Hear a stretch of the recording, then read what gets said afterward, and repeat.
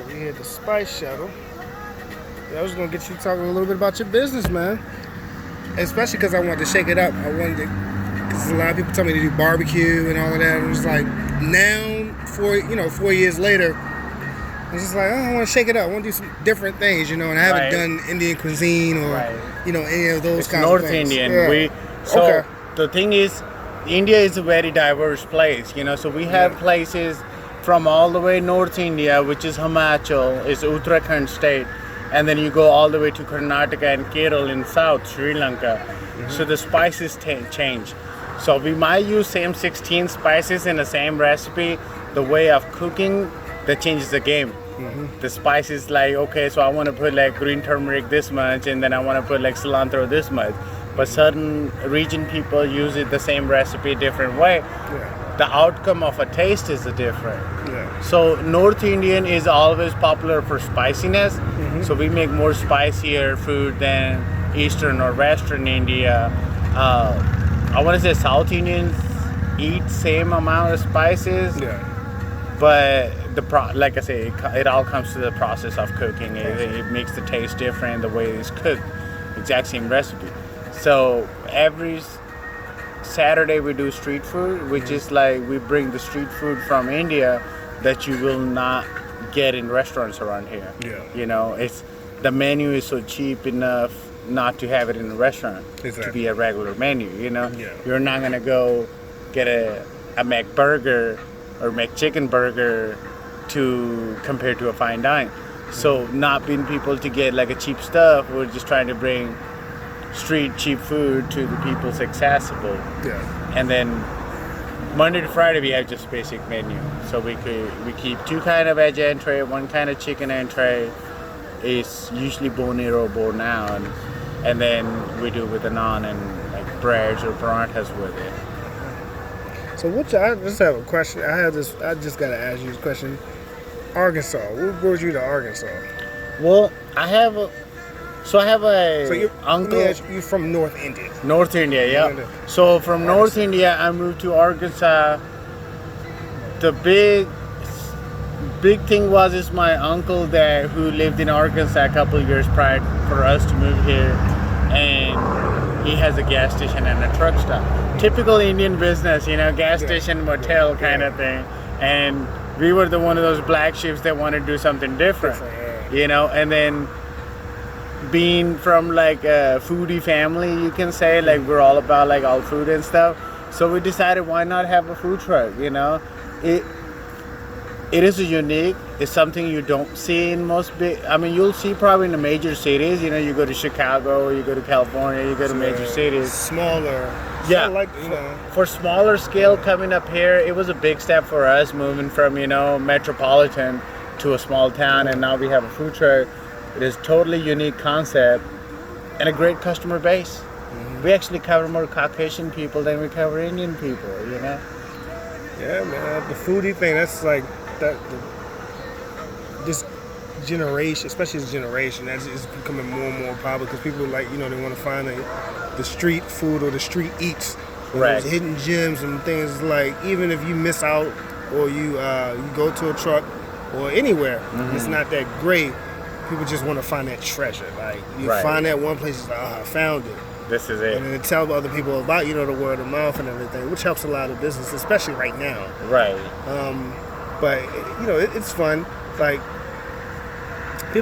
Some people think that I just started because they would ask me about COVID, and the differences or changes or what how does it affect how I do certain things. And I've been doing this for 4 years. I was doing helping local businesses and getting to meet so many people. That was one of the major reasons why I left and started traveling. Right. It's just that COVID, happened. But a lot of times I'm what I would do is a lot of food trucks, takeout, and right. Here and there, rarely you would see me I would actually sit in a restaurant. Yes. The thing with the restaurant, we thought of doing a restaurant too. We had a $500,000 game plan to start with, but then we realized the restaurant has overheads. You have a lot more expenses than a food truck.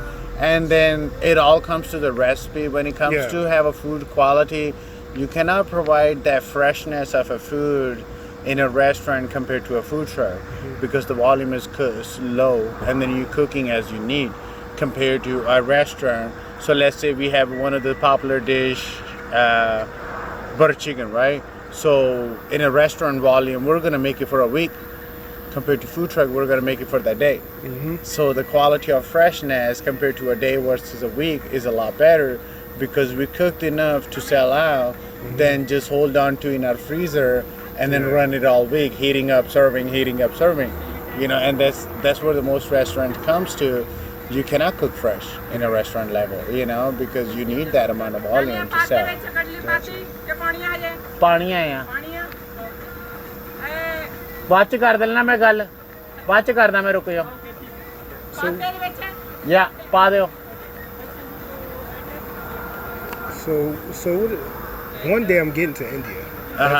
Wait till I start doing. After I finish the 50 you go to states, India, you're gonna need at least 6 months to recover all that food. I'm gonna hit you up and find out where to go. But like, what is your favorite thing from this truck? For our truck, I want to say the samosa itself is a single samosa.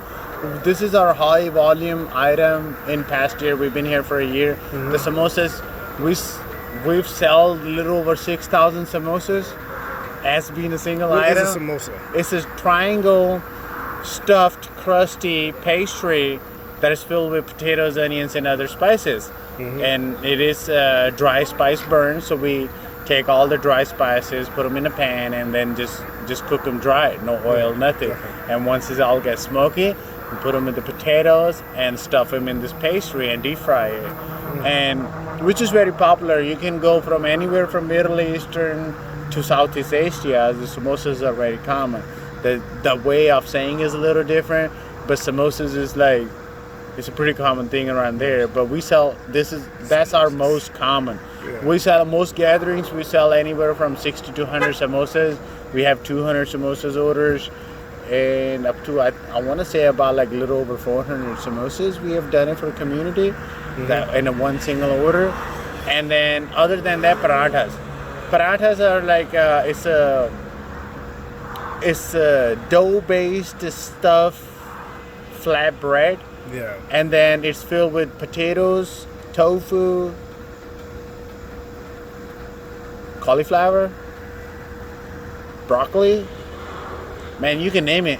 We can stuff it, you know, and then you stuff it, deep fry it, and then that's we can either deep fry or we do like a pan fry, like kind of like put it like a purified oil and they deep fry both sides, like fry both sides.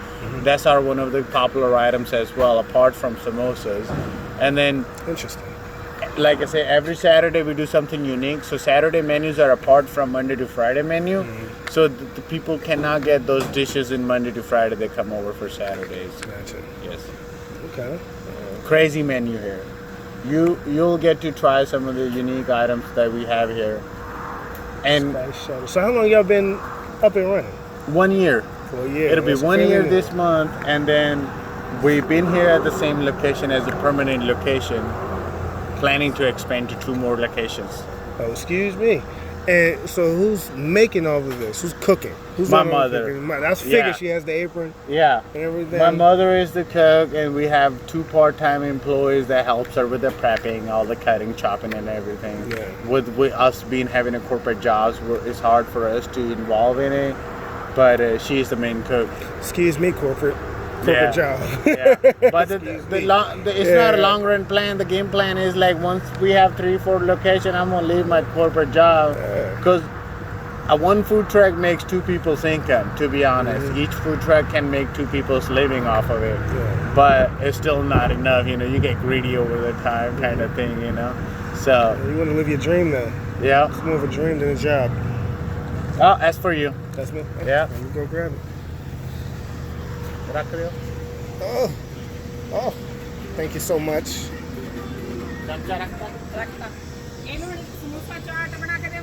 कल्ला समोसा कल्ले समोसा हाँ एक का samosa. Oh man, so what we got over here? What we got? पूड़ी या भटूरा या So this is a Punjabi puri. Uh-huh. So puri is like a flat bread, but it's like a deep fried. So it has a little stuffness to it. Yeah. You see if it's all fluff. And next to it is a red onion chopped with the Punjabi pickle. So it's pickle is a different thing for us. And then in the bowl we have is aloo sabzi, which is potato gravy, and then a scoop of yogurt in it, curd. Gotcha. Sorry to explain.